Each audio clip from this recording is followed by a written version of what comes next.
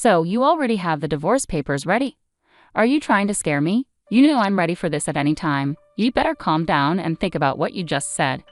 With that, my husband Jackson got up and went into his room. My name is Kama, and I'm a 28-year-old office worker. I got married a year ago to a man named Jackson.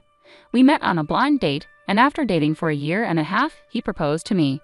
Although I thought we got married a bit too soon, I'd always wanted to be married and have children before turning 30, so I accepted his proposal.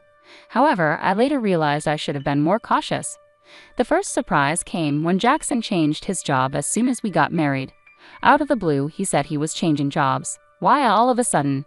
I asked him. He replied, because I can't show my full potential there. I was taken aback, especially when he told me he had already submitted his resignation and would leave at the end of the month. He managed to get a new job, but the salary was lower than his previous one. I thought it was fine since I was also working, but then Jackson started asking me to quit my job. I would have been okay with quitting if his income could support us both. However, as I mentioned, he had just changed jobs and his salary was now lower. Jackson insisted that his salary would increase soon, but we had no idea when that would be. If I quit my job now, we wouldn't be able to save any money and would struggle to cover expenses like rent and car payments. In short, we couldn't manage on Jackson's salary alone. I told Jackson, I won't quit my job until your salary goes up. Jackson seemed to agree, but he kept asking me to quit. Every time I gave him the same answer. Now we've been married for a year and Jackson's salary still hasn't increased. He keeps asking, when are you going to quit? I'm tempted to sarcastically say, now, and then tell him I'm just kidding because I can't quit yet. If he wants me to quit so badly, he should earn more money. I feel like he should focus on his work instead of persistently asking me to quit. I wondered why Jackson wants me to quit my job so badly, and I finally figured it out. It seems Jackson wants me to take care of his mother, Helen. Whenever we visited my in-laws' house, Jackson would say to Helen, I just want to make things easier for you, Mom. Helen would graciously thank him, and then Jackson would add, but we're both working, giving me a meaningful look. It was as if he was subtly pushing me to quit my job. Jackson claims his mother needs assistance, but Helen isn't sick or in need of care. She's healthy and quite active. In fact, she earns enough from her part-time job to support her hobbies, social outings, and live a fulfilling life. Realistically, she doesn't require my help at all. If I were in Helen's shoes, I'd feel disheartened to be seen as needing care when I'm perfectly capable. But Jackson continues to insist that I take care of Helen. Oh, if only one of us were home during the day, we could go check on Mom every day, Jackson suddenly voiced his thoughts. It seemed he wanted me to visit my in-laws' house daily, and hearing this was exhausting. I persisted in questioning my husband. Helen is perfectly healthy, so what exactly do you expect me to do? Jackson responded matter-of-factly, there are plenty of things you could do. You could help with housework or run errands. There's a lot to assist her with. But Helen works part-time and spends time with her friends during the day, so she's not home much, right? I countered. Even if Mom isn't home, you could still handle the housework, couldn't you? Jackson's words left me baffled. What is he saying? Am I supposed to be her maid? I thought to myself. Jackson seems to be very concerned about appearances, especially in front of his parents. If he's so determined to care for them, he should handle the household chores himself. I wasn't interested in indulging Jackson's pride, so I didn't quit my job and avoided visiting my in-laws on my days off. However, I did make sure to visit them during holidays like New Year's. Thinking back, Jackson often assigned me tasks whenever we visited my in-laws together. He'd ask me to clean up, assist his mom, check if anything was needed from the store, and so on. But I never acted on these requests. When he asked me to go to the store, I'd respond with, "Don't you know more about this area than I do?" He'd then say, "It wouldn't make sense if I did it." I didn't really understand his reasoning. It seemed like he just wanted to control me and feel good about taking care of his parents, didn't it? Over time, that's how I started to view Jackson. Could it be that he's more concerned with appearances than genuinely caring for me? When I boldly asked him, why don't you pitch in or quit your job to care for your own mother? He appeared extremely uncomfortable and had a disgusted expression on his face. That's not something I'm supposed to do. I'm giving you these instructions so that my mom will think that you are a considerate, useful wife. I hope you realize how kind I am to you, he said. In other words, he wants to dump all the difficult tasks on his wife and show off how good he is as if it's something remarkable. Well, I'm not his servant or slave, and I don't deserve to be treated disrespectfully in front of my in-laws. If Jackson continues making unreasonable demands, I won't stay silent. I'll stand up for myself. But despite talking to him, Jackson hasn't changed. He still asks, "Are you going to quit your job?" And whenever we visit my in-laws, he orders me around just like before. I had enough and decided it was time to discuss it with him seriously. "I think we need to talk about our future," I said. "What are you even trying to say?" Jackson replied, sounding annoyed. "I'm honestly fed up. I'm tired of you constantly asking me when I'll quit my job and exhausted from you pressuring me to take care of Helen," I explained. "Why are you fed up with that? You're my wife and it's your duty to care for your husband's parents," Jackson said. "Don't you think that's a huge responsibility for me? Shouldn't you, as their biological child, be responsible for helping with the housework and taking care of your own parents in the first place?" I asked. "No way, it's the wife's duty to do it. Are you the kind of person who doesn't care about family?" "I'm really disappointed to hear you say that," Jackson responded. "Then let me ask you this, how have you been taking care of my parents? If I asked you to care for my parents, would you do it then?" I questioned. Jackson stared at me blankly. "What are you saying? Why should a husband take care of his wife's parents? So does that mean you won't take care of my parents now or ever?" I pressed. "The husband's parents and wife's parents are completely different," Jackson replied. "What difference does that make, anyway? I don't get it," I said, feeling frustrated. "I didn't realize you were so clueless. It's like talking to my old boss," I continued. "What are you saying?" Jackson asked, confused.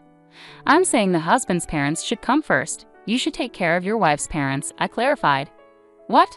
I exclaimed. "So you only prioritize your own blood-related family? I'm so disappointed in you. I won't be visiting your parents anymore."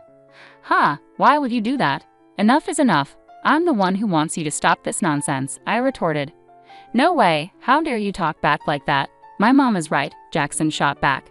"Huh, Mom was talking about you. She said you're a badly behaved wife. That's why she gave me this." With that, Jackson pulled out a piece of paper from his bag. It was divorce papers. "What? You already had divorce papers ready?" I was shocked, but Jackson seemed strangely proud. "See? I scared you, didn't I?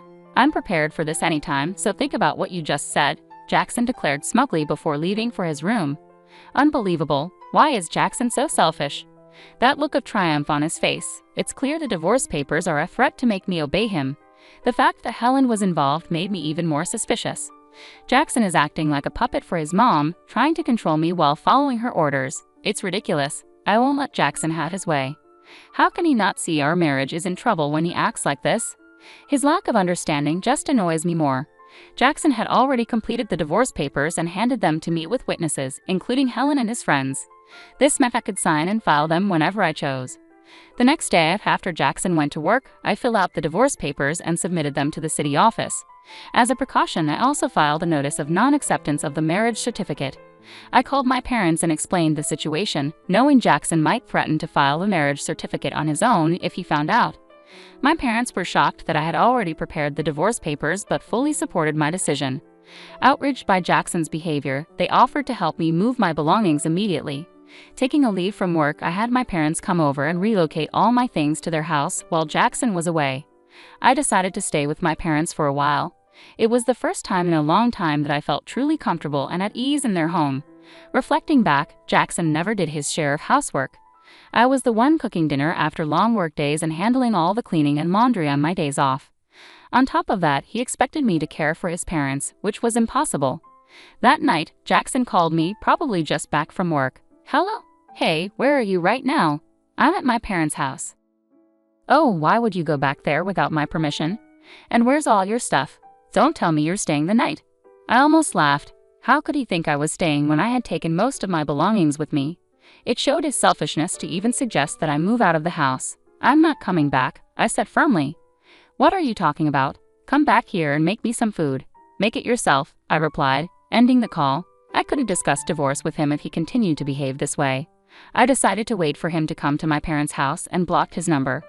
A week later, Jackson showed up at my parents' house, accompanied by his parents. They all wore serious expressions. I led them into the living room, and we faced each other, 3 against 3. "How could you do this? How could you leave without my permission?" Jackson demanded. "Well, you were treating me like a housekeeper. All I asked you to do was take care of your family," I countered. "That's not true. What kind of wife are you if you don't take care of Jackson?" Helen shot me a fierce glare. My father began to tremble with anger, but I interjected. "Jackson told me to quit my job and care for Helen, saying it was my duty as his wife. Yet, when it comes to my family, he expects me to handle everything alone. Ultimately, Jackson wants obedience and uses me to care for his parents while taking credit for it. That's why he prioritizes his parents over mine. Have you heard Jackson say these things? Helen continued to glare, but Carter looked confused, indicating he hadn't heard this before. Let's clear the air, Jackson said suddenly, bringing up the divorce papers and claiming it was Helen's idea. Why would you suggest that?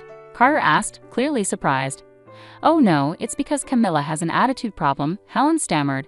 And did you really say that Camilla's parents aren't a priority? I pressed. Well, it's only natural that your own parents come first, Helen retorted defensively. Don't be absurd. I came here to support you after hearing about the unfair treatment Camilla endured, but now it seems you're the one at fault. Don't hide behind your parents' authority to get your way, Carter said, making Jackson visibly shrink in his seat. Carter then apologized to me and my parents. I'm truly sorry for the trouble caused by my foolish son. I will have a serious talk with him. Carter, you're not to blame at all, so please don't apologize, I replied. Thank you for your kind words, but there's something else I need to say. Turning to Jackson, who was now nervous, I said, the divorce papers you gave me, I've already filed them. We're no longer married. Jackson and Helen both turned pale. Why did you file them without my permission? Jackson demanded, shocked. You told me I could file them whenever I wanted. Besides, you had already filled out your part and had Helen sign as a witness, I calmly explained. Oh, that was, Jackson stammered, clearly at a loss for words. Carter, furious, intervened. Jackson, you used divorce as a threat. He slapped Jackson across the face. Helen was visibly shaken by the confrontation.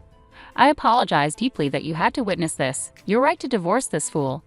On behalf of Jackson, I'm truly sorry for ruining your marriage, Carter said, grasping Jackson by the collar and demanding apologies from both Jackson and Helen before escorting them out of the house. Later, I thanked Carter for his intervention. He ensured that all of Jackson's assets and property were transferred to me without any hassle. Despite my higher income and managing our household, it was a relief to secure everything from our marriage. I later learned that Carter had divorced Helen, clearly disgusted with her actions.